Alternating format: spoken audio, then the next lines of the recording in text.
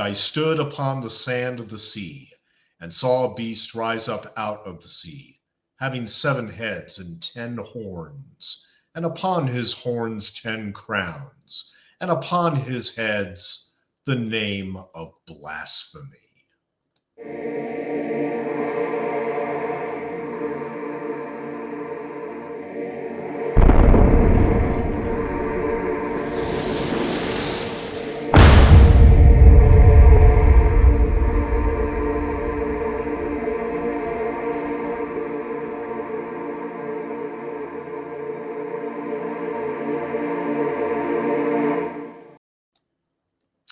How's it going, everybody? This is Stone Gasman back for another episode of 60 Minutes of Stone.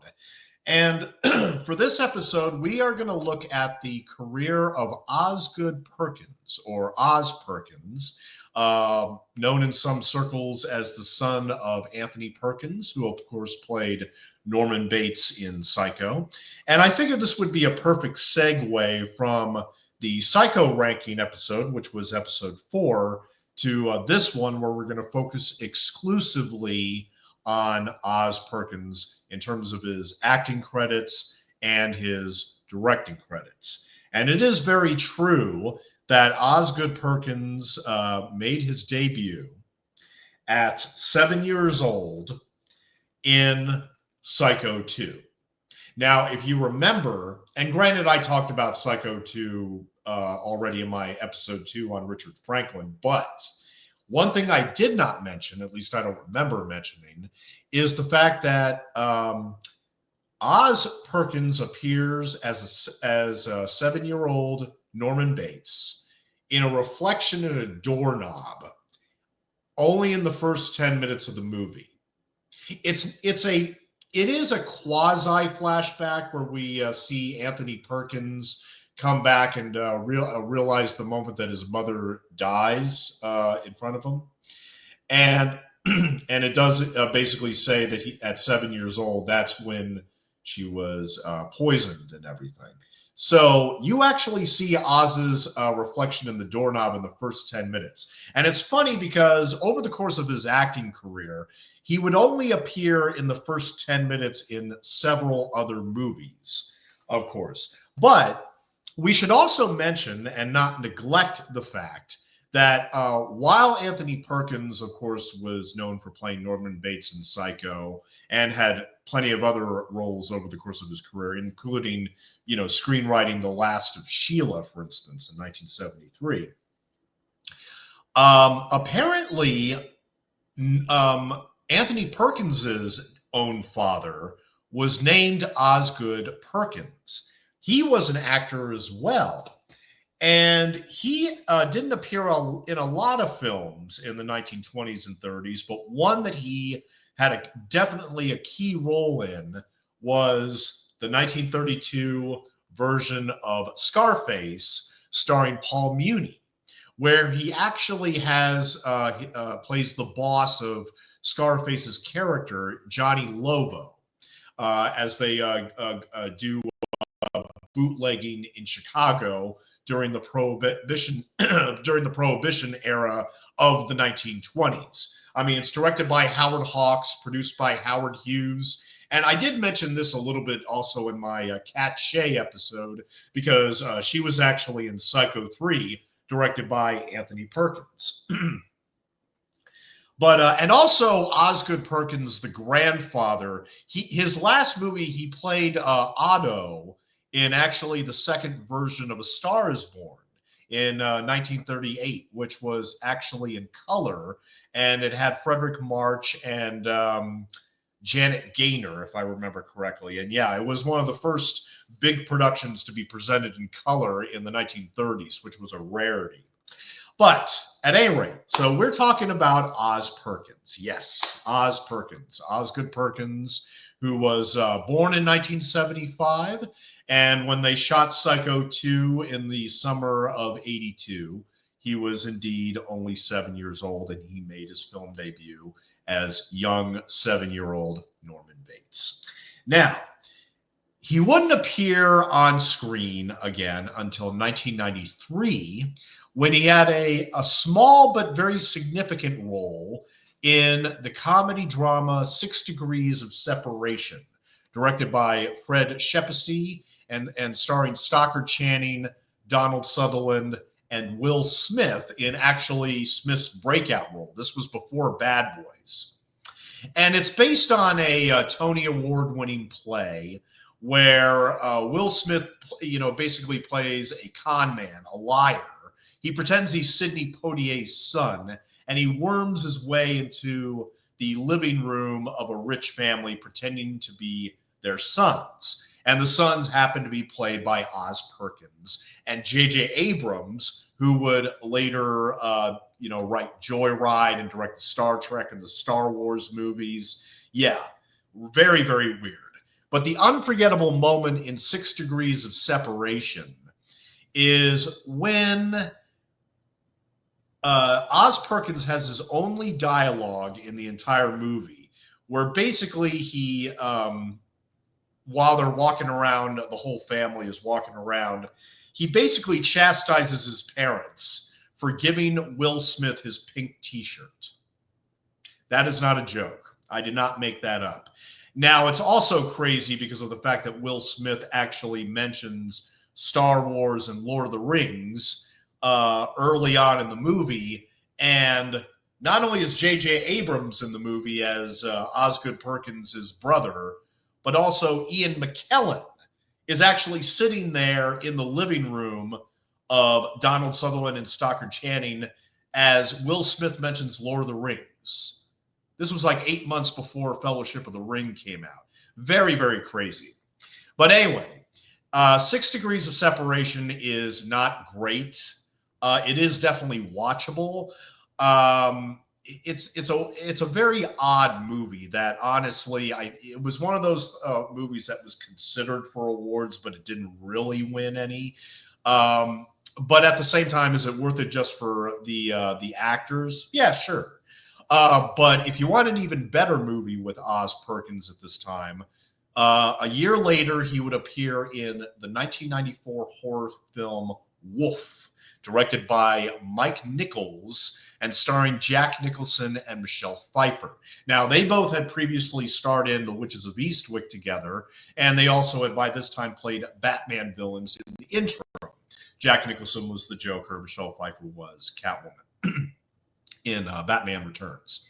So here they were together doing Wolf for Mike Nichols. Didn't really direct horror films. I mean, this is the guy that directed the, Who's Afraid of Virginia Woolf and The Graduate, like Working Girl, stuff like that.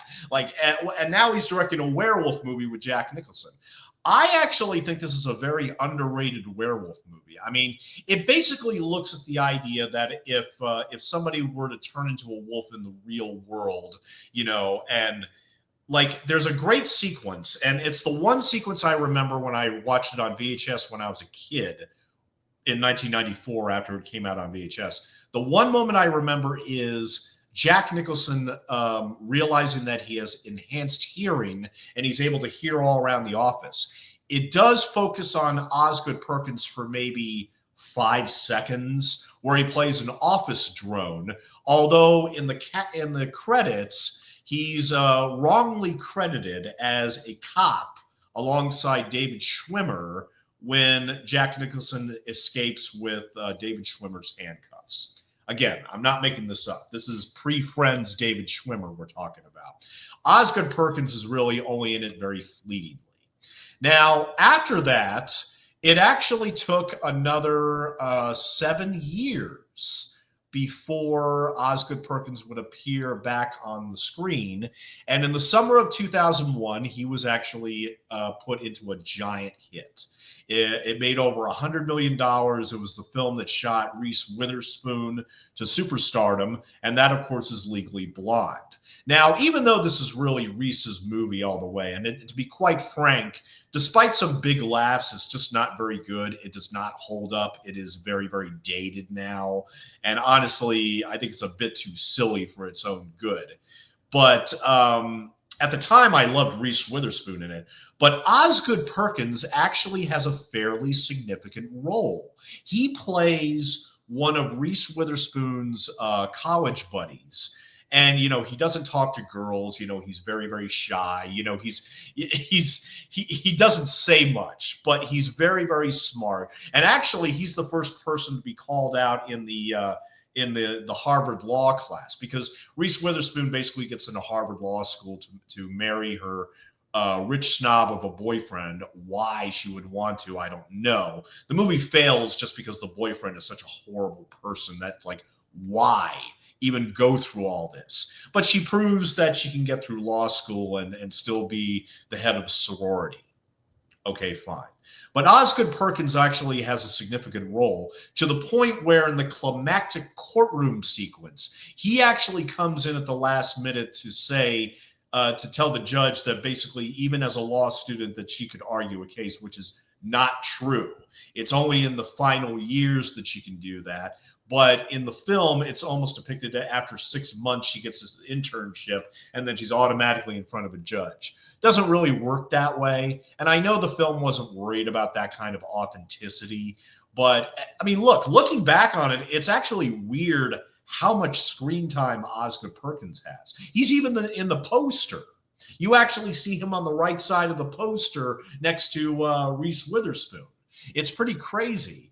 I mean, but sadly, I mean, of course, Anthony Perkins had passed away in 1993, several years after he did Psycho 4.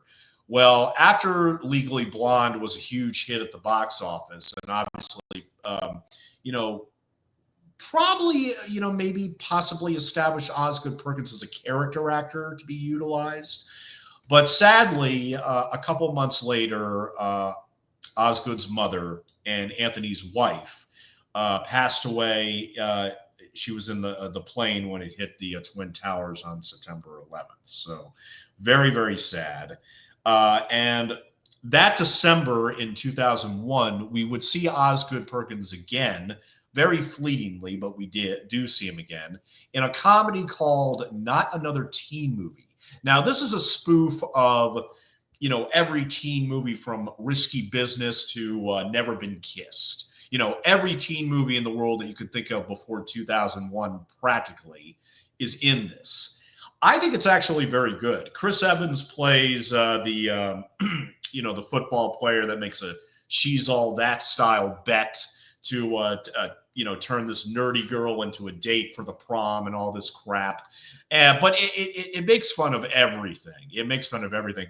And Osgood Perkins has a very odd little role where Jamie Presley, who plays Chris Evans' sister, and she wants to have sex with him. It's a Cruel Intentions takeoff. So anyway, and at a party, she sits down next to Osgood Perkins and asks him, "Do you want to have sex?" And he's like, "Well, we just had sex about 30 minutes ago," and he just walks away. He's billed in the credits as uninterested man, basically. So after that, in 2003, he would be in one great film and one bad film. Now, the great film, I think, personally, is Secretary, directed by Steven Shainberg and starring James Spader and Maggie Gyllenhaal. And it's interesting to note that James Spader was also in Wolf, and he actually played the antagonist. And he actually has the best line in the whole movie, where he drives up to Michelle Pfeiffer's mansion, and the guy at the gate is like, what is your business to come see her about? And he says, "Well, haven't you heard? She's like the fuck of the century." So look, check out Wolf, and then check out Secretary. This was 50 Shades of Grey before 50 Shades of Grey. Okay, forget that Twilight fan fiction shit. Just forget all that. This is a very, very funny and romantic black comedy about see right there. Lee Holloway has a few strikes against her when she applies for a secretarial position at the law office of E. Edward Gray. At first, the work seems normal, but soon, in between typing, filing, and coffee making, Lee and Mr. Gray embark on a more personal relationship, crossing the lines of conduct. Yeah, so basically they get into S&M in an office setting, and I think it's hilarious, to be perfectly honest. But it's a twisted romantic comedy, basically. It's a twisted romantic comedy. And by the way, we're looking forward to Maggie Gyllenhaal writing and directing her version of The Bride of Frankenstein, which will be out next year, just in time for the 90th anniversary of the Boris Karloff classic. But yeah, I highly recommend Secretary. The other 2003 film that he made, you can skip altogether. It's called Quigley, and it's basically has Gary Busey. He plays a cynical businessman. He dies, and he comes back as a white Pomeranian. Yeah. And Osgood Perkins is supposed to be his Clarence, the angel, almost, to help him, transition back into the real world and be given a second chance, or what the hell ever. Osgood Perkins has a lot of screen time, but he basically walks around playgrounds and mumbles. No, I'm serious. He does have like a few scenes early on interacting with people, and then he's just walking around some random community just talking to himself. It's pretty disconcerting. I can't explain it other than the fact that this is another low budget film that exploits an animal. The easiest thing in the world. Let's just make a movie about a dog, and it relies on Gary Busey providing the voice of the dog and everything. And look, he's probably the only thing that I would give credit for in the movie. I mean, Osgood Perkins, I don't know. He was probably thinking, you know what, I don't want to do this anymore. I mean, obviously, as an actor, by this time after Legally Blonde 2 years later, it wasn't really going anywhere. So it's pretty obvious that he was beginning to set up a new career path, which would be writing and directing. Now, he did write a couple of films that I'm not going to talk about, partly because of the fact that they have gotten bad reviews and everything. But we are primarily going to be focused on his 4 directorial efforts and also the physical media releases for those theatrical efforts. So let's go ahead and start with his debut film, his directorial debut in 2015, although it really did not get put into general release until 2017. And that is The Black Coat's Daughter, starring Emma Roberts, Kiernan Shipka. And as you can see right there, beautiful and haunted Joan, played by Emma Roberts, makes a bloody and determined pilgrimage across a frozen landscape toward a prestigious all-girls prep school where Rose and Kat find themselves stranded after their parents mysteriously fail to retrieve them for winter break. As Joan gets closer, Rose watches in horror while she suffers terrifying visions and becomes possessed by an unseen force. So yeah, this is Osgood Perkins' directorial debut. And I think it's terrific. I mean, I remember seeing it when it came out for the first time, and looking at it again on this Blu-ray. I mean, it's such an impressive first feature. A lot of directors, they come out with these very first films that have such a keen understanding of the medium already built into them. I mean, look, Osgood Perkins already made how many films now in front of the camera? I mean, I didn't even mention Nope yet, because Nope would come out in 2022 after he had already directed 3 films. But with The Black Coat's Daughter, this is a film that I think needs to be revisited. Because I'm pretty certain that a lot of people missed it out on it for the first time when it originally came out, because it did well in film festivals in 2015, and then in 2017 it would finally be given a release after several years of like trying to finagle, any kind of uh, anybody that would come on board to distribute it in terms of physical media and in theaters. But the critics loved it. A24 came to the rescue and gave it a theatrical release, and Lionsgate put out the Blu-ray here. But yeah, great performances, wonderfully spooky atmosphere. There's so much to absorb. So much to absorb in the Black Coat Starter. I mean, it's everything from the icy cold scenery. I mean, you could feel the winter air in it. It feels like a very sinister version of the Holdovers, but of course, when you start seeing characters doing crazy things, it can set off on everything. And Emma Roberts is actually really good here. Now, I had already known Emma Roberts from such films like, she was in Aquamarine, the 2007 version of Nancy Drew, which I talked about briefly in a previous episode, as well as Scream 4, which evidently was Wes Craven's last film as a director. But no, she's really good in this, as well as Kiernan Shipka, as well as Lucy Boynton, and Lauren Holly and James Remar play the parents who are driving Joan out to the school. And it's really funny because Lauren Holly, she was in a few hits with like Jim Carrey, like with Dumb and Dumber in the 90s.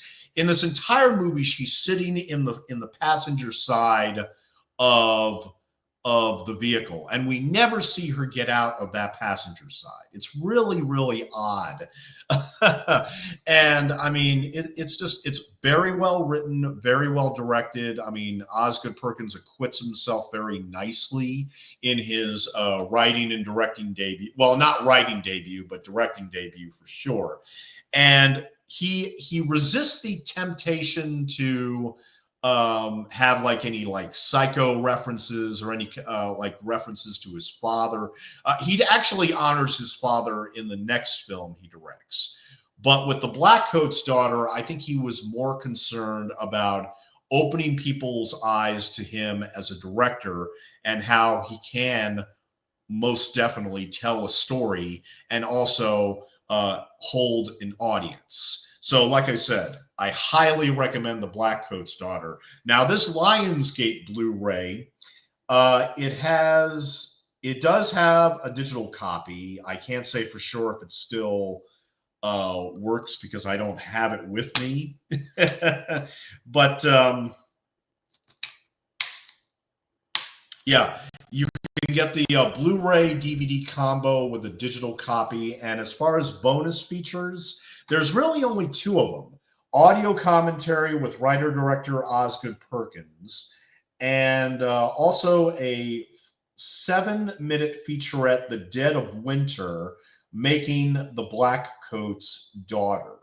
Now, I can definitely say after listening to 3 audio commentaries featuring Osgood Perkins, I think he's a natural. I mean, even though it's only him, I mean, he's going at these solo, but he manages to keep on talking. He talks about his inspirations. He doesn't talk about his family too much, which is fine. I mean, he focuses on his work and the project that he's talking about.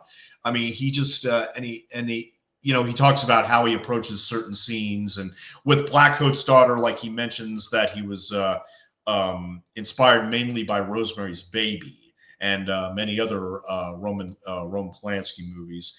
And he actually does say, I mean, even though I thought of the same thing, but Emma Roberts, before she takes a shower in this movie, I actually thought about Psycho, even though he wasn't directly referencing Psycho. But it's funny, on the commentary in the very next scene, he does allude to it because he knows he's going to be judged on that level, which he really shouldn't be. I mean, he, after so many of these acting roles in both good and bad films, after so many of these acting roles, it seemed like this was the right time to put out something that he could be proud of. And you got to remember that he was already in his 40s when he directed this first film. You know, he had all that experience already acting in front of the camera and all these different types of roles. And so for him to do this, you know, it was pretty clear that he didn't want to do more Quigley movies just to keep the lights on. So, but he came up with a winner here. I got to say, I mean, absolutely a winner. Now, his second film would actually be released only a year after The Blackcoat's Daughter. And it's called I Am the Pretty Thing That Lives in the House.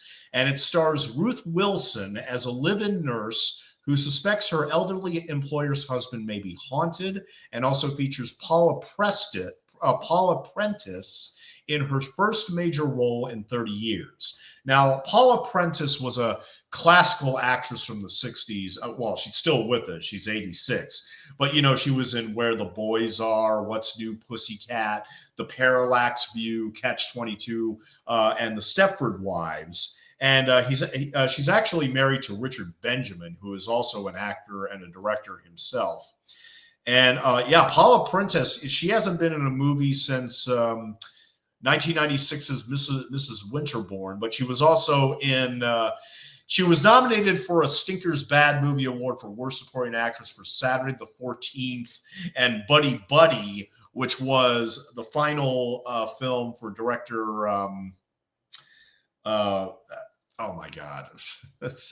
Director Billy Wilder, and it had Jack Lemmon and Walter Matthau in it. So, but it was great to see her again here.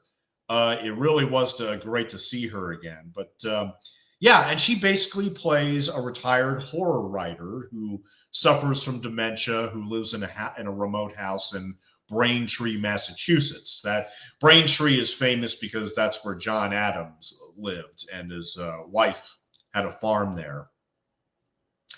But so I Am the Pretty Thing That Lives in the House, and I know that title is a mouthful, but it opens up with a dedication to Anthony Perkins, where he designates him as AP, who left me a very old house. And of course, I couldn't help but think of the house in Psycho. But of course, that's not what he's referring to. But it's a nice little connection there. But no, and this is basically a tribute to his father, and also his brother Elvis. Elvis Perkins did the music score for I Am the Pretty Thing That Lives in the House. And did he do it for the Blackcoat's Daughter? He did. Yeah, Elvis Perkins did both the music scores for both movies, and really good music for both of them, to be perfectly honest. Now, I don't know how many of you saw I Am the Pretty Thing That Lives in the House. It's only on Netflix, but I can tell you right now, it is almost as good as The Blackcoat's Daughter. It's just about as good as The Blackcoat's Daughter. It's a very, very spooky ghost story. Very well executed. I mean, just, you know, his choice of shots and the way he draws viewers in with his, with his approach to the story and everything. I think it's really well done. And what's interesting is that both The Blackcoat's Daughter and this movie, as well as the movie he makes after that, they're all only 90 minutes long. And, it seems like if they were any longer, there would be, they would, these movies are very, very well edited movies. I mean, it has all the essentials, I think, to tell the story in that short running time. So, but yeah, the performances are great.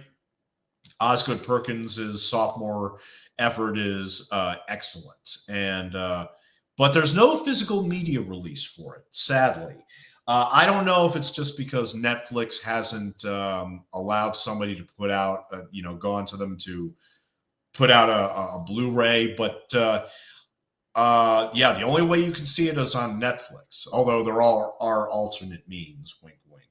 But yeah, try to check out "I Am the Pretty Thing That Lives in the House." It's really, really very good, and I highly recommend it. So now, what do we have next as far as Oz Perkins is concerned? Well, um, his next film, which would come out in 2020, and I remember seeing the trailer right before the pandemic. And I remember that specifically because of the fact that The Lodge had come out. And I believe I saw the trailer for Gretel and Hansel at that time. So, yes, Osgood Perkins' third film would be the 2020 film Gretel and Hansel, based on the Grimm's fairy tale, which they wrote about in 1812. Although the story is supposed to originate in Germany many, many years before that. But a long time ago, in a distant fairy tale countryside, a young girl leads her little brother into a dark wood in a desperate search for food and work, only to find a nexus of relentless evil. This terrifying and beautiful work, directed by Osgood Perkins, features stunning cinematography by Gallo Alarveres and chilling performances by Sophia Lillis and Alice Krieg, and is filled with a disturbing mood and deep foreboding. This is not your parents' bedtime story. Now, first and foremost, I want to mention that this film was one of the first ones, if not the first, to be distributed by Orion Pictures. And this was their first movie in many, many, many decades, because they went bankrupt in the early 90s after they had put out The Silence of the Lambs. They had won back-to-back Best Pictures. There's the Orion logo right there. I don't know if I can get that out, but yeah, whatever. But yeah, Orion Pictures had been kind of dormant for about 3 decades. And so this is one of the first Orion movies to come out in such a long time. But it was actually produced by MGM. And in fact, let's put it this way. It's here where Oz Perkins decides to, put in a few things to alluding to the Wizard of Oz. And one specific, like you actually see the ruby slippers in one scene, believe it or not, in the witch's house. And he tried to use the MGM logo from The Wizard of Oz way back in 1939, and MGM unfortunately would not let him. I think that it certainly would have been a little bit surprising to see that here, but I think it's appropriate. I mean, it's a movie about a witch. Yeah, it makes sense.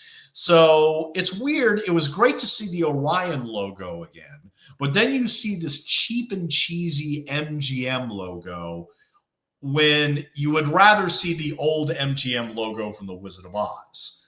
He's absolutely right. I mean, it just that's just the way it is. Upon watching this movie for the first time, actually picking up this 4K, it was really the first time I watched it.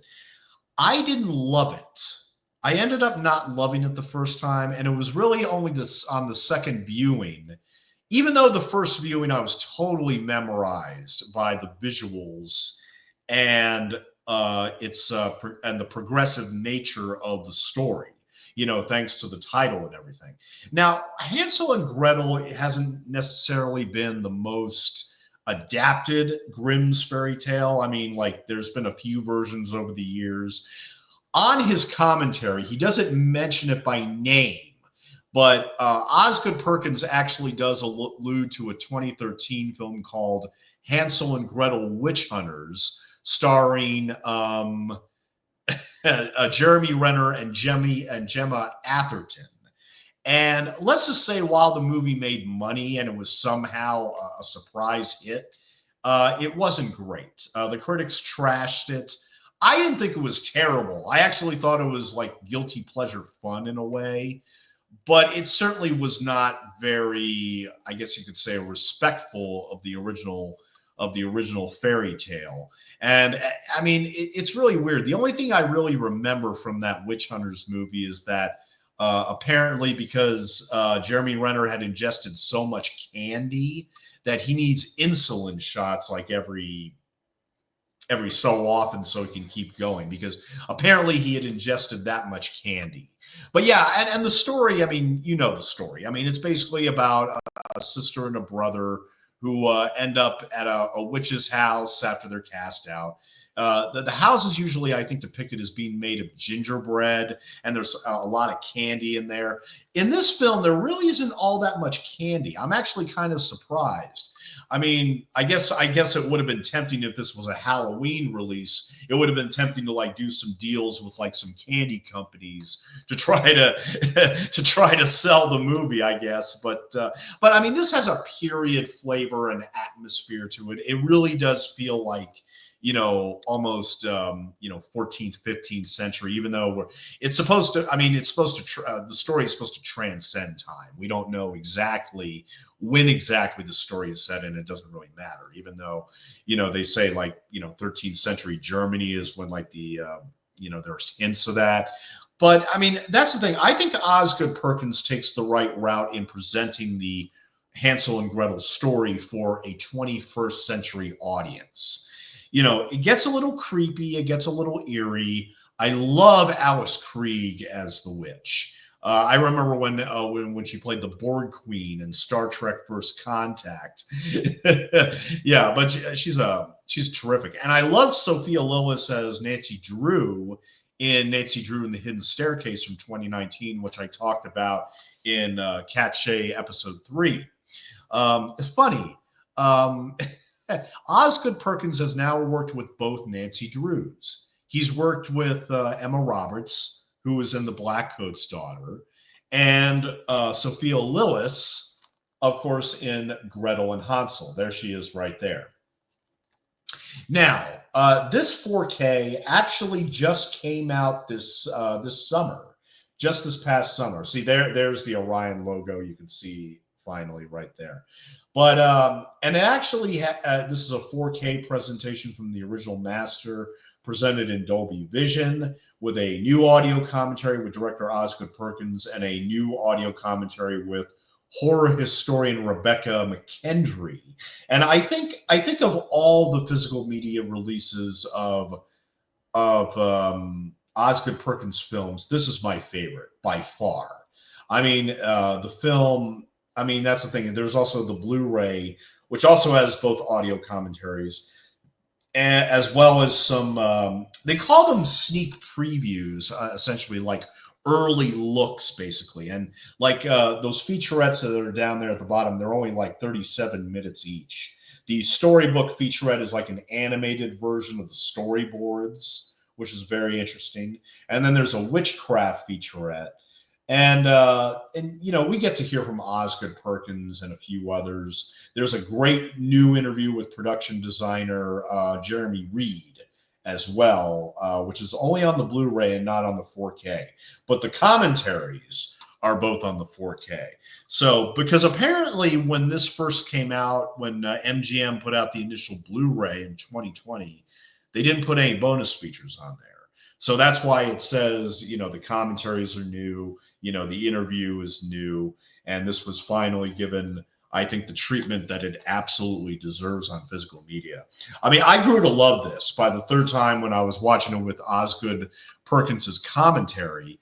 I was honestly, by that time, starting to fall in love with this, and just, you know, how he approaches it and everything. Here again, it's beautifully rendered at 87 minutes. And it may be the best, I think it's definitely, without a doubt, the best adaptation of that particular story. I mean, yeah. Like I said, a little bit underseen. It made $22 million on a $5 million budget. So it did well enough. It did well enough. But I also feel it was a bit underrated and underseen by the... you know, when it came out originally in 2020. But the point is, while it was Osgood Perkins's first studio effort, And it did obviously well enough to where he ended up signing a contract with Neon, the studio Neon, where he's already released one film. The second film doesn't come out until February. I'll talk about that one in a minute. But this summer, we were treated to his fourth directorial effort, which was in fact called Longlegs, starring Nicolas Cage and Micah Monroe, written and directed by Osgood Perkins, the best serial killer horror film since The Silence of the Lambs. And I must call bullshit on that. I mean, I know that's somebody's opinion, and that's fine. Now, and look, Osgood Perkins, he says on his commentary, basically outright, yes, I was inspired by Silence of the Lambs and Seven. He wanted to do a serial killer thriller. Now, this one has a kind of a throwback sensibility to it because there are portions of the film that are set in the 70s, but a large portion of the film is actually set in the 90s, like 93, 94, around the time that Osgood Perkins made 6 Degrees of Separation and Wolf. In fact, I kind of wish that he had either mentioned one of those movies, you know, like he could have had a character say, oh yeah, I saw 6 Degrees of Separation, and this weird guy complained about giving Will Smith his pink T-shirt. You know, it could have been fun. I mean, I wish he had a little bit more fun with the period setting. I will say this about Longlegs. I saw it in the theater, and let's just say that let's just say that for like the first hour, I was in the movie's grip. I really enjoyed what he was doing with visuals. I enjoyed what he was doing in terms of introducing the character and, you know, noting the differences between the 70s and the 90s. I mean, the 70s, I mean, it's a bit more of a square frame to it. And, it, you know, obviously it feels a bit more you know, drab and everything, but just the way he shoots the you know, the characters driving vehicles, or how, you know, they could be in large rooms looking at you know, projector slides and everything. It's just the way he opens up this story, and he starts going up that hill in terms of, you know, presenting a mystery, presenting a serial killer that for various reasons hasn't been caught yet. And Micah Monroe has some kind of, I don't know if you would call it clairvoyance, or whether you would call it just some kind of weird, odd, you know, Clarence Starling type of special superpower that, you know, she's able to like translate, you know, these zodiac like cryptograms that the Longlegs has apparently been putting out. But look, the truth of the matter is something happened during the second half where the movie just completely lost me. The truth of the matter is that when I was going home with my friends after seeing Longlegs, it was like we couldn't stop making fun of Nicolas Cage's performance. We couldn't stop mocking him and everything that he was saying.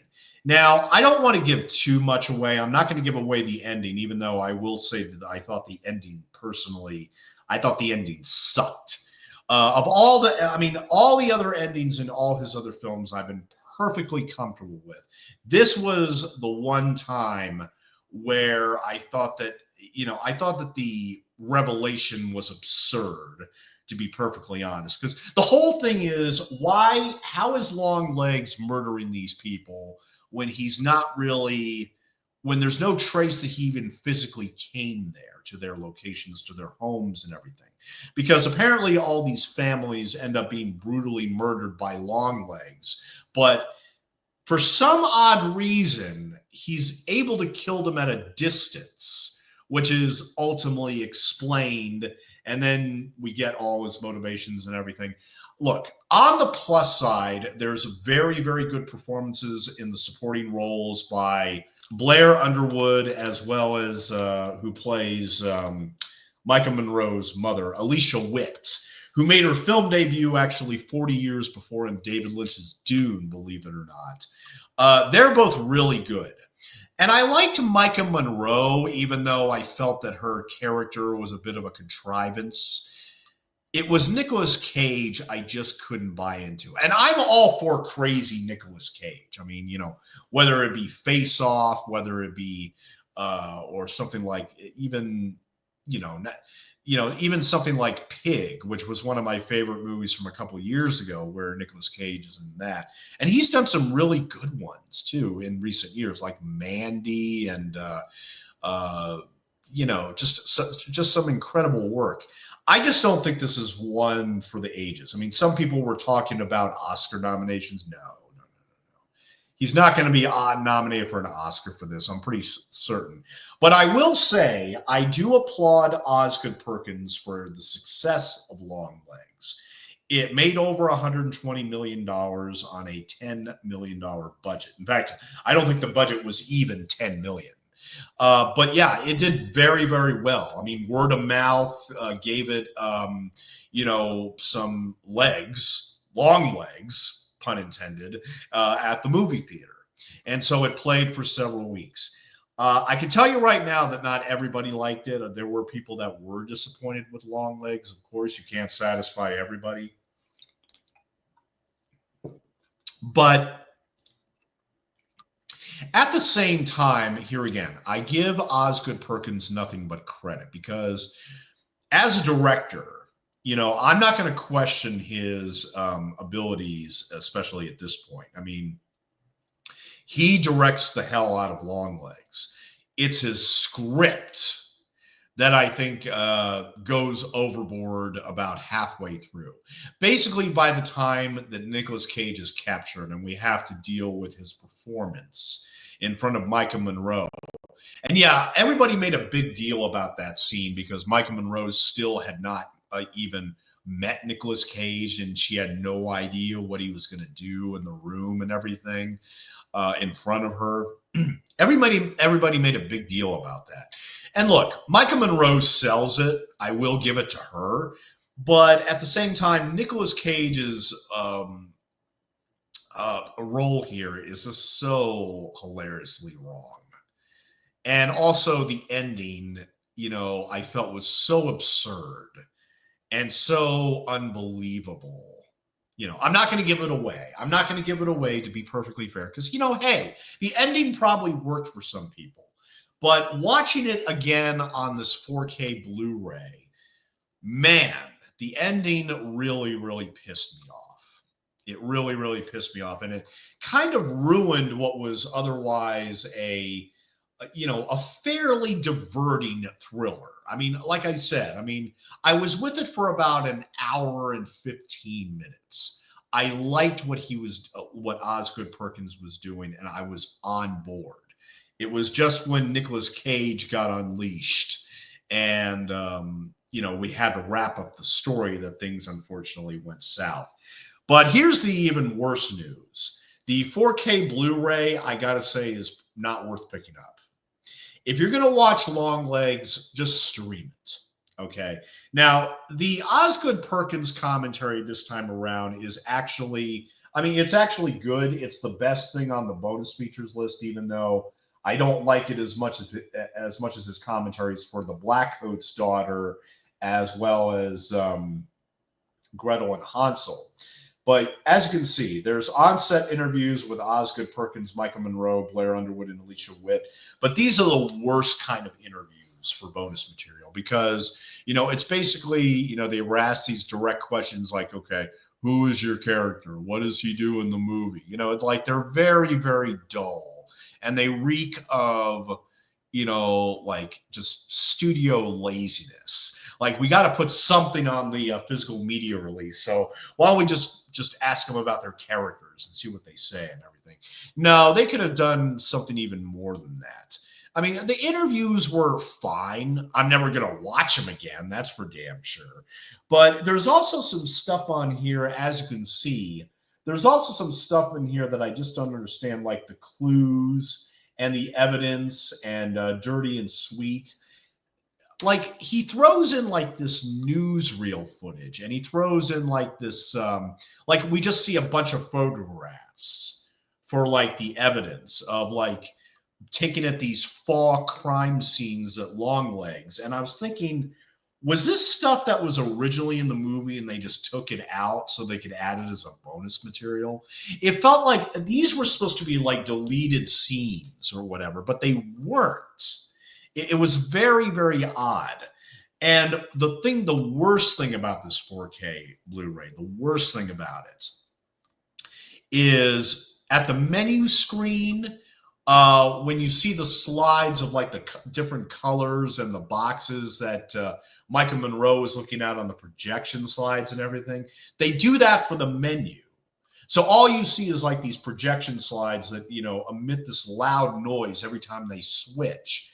And it's super annoying. So, and like they don't have a play all function for these interviews. They don't have a play all function for anything here. So you have to endure that every single time you have to go back to the menu.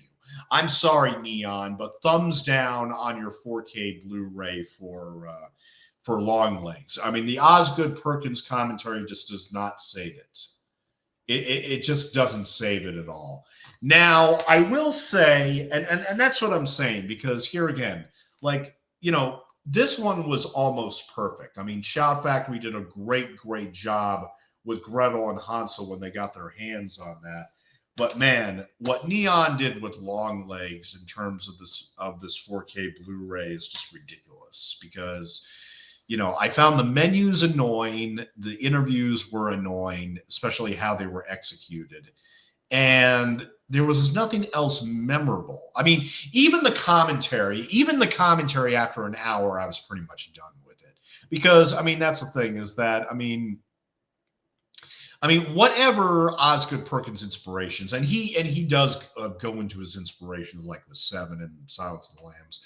I think this time around, it just, you know, there was something about the killer, his motivation, and his modus operandi that just made me laugh, you know. And for a serial killer movie, that's not really a good thing. You know, this is not in the same vein as Seven or certainly not Silence of the Lambs, no matter what it, you know, no matter what it tries to pretend to be.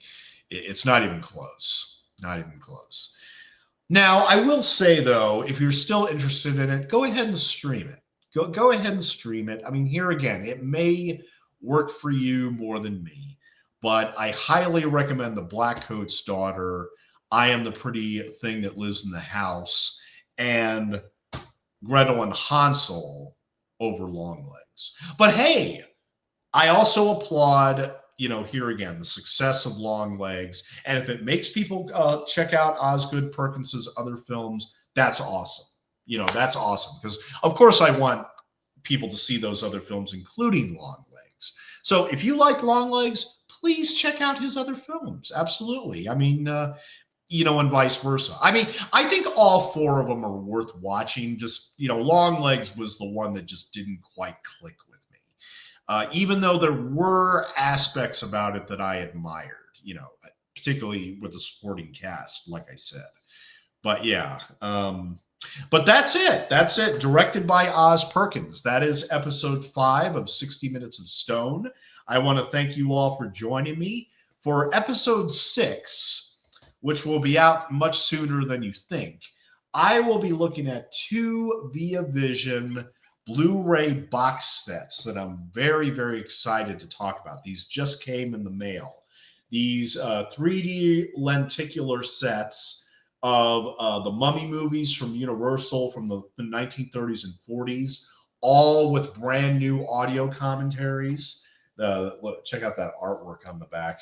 And also this other set for the Abbott and Costello Horror Collection. And as you can see, that also has a 3D lenticular case. And here again, beautiful artwork on the back.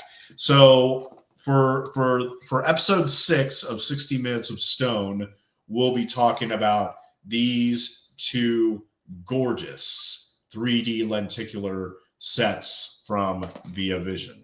Thank you very much for sticking with me this episode. This has been a very interesting journey because I now have a massive amount of respect for Osgood Perkins. I mean, he paid his dues. He contributed all these acting roles. Gave him all this experience, and then just out of the gate with the Blackcoat's Daughter, he's going to have a long career in directing films. A long career with long legs. Even a long career with long legs. But yeah, here again, Blackcoat's Daughter, I Am the Pretty Thing That Lives in the House, Gretel and Hansel, and Long Legs. Go ahead and check those out. I will see you again very soon for episode 6. We'll be talking about the Mummy movies and the Abbott and Costello horror collection.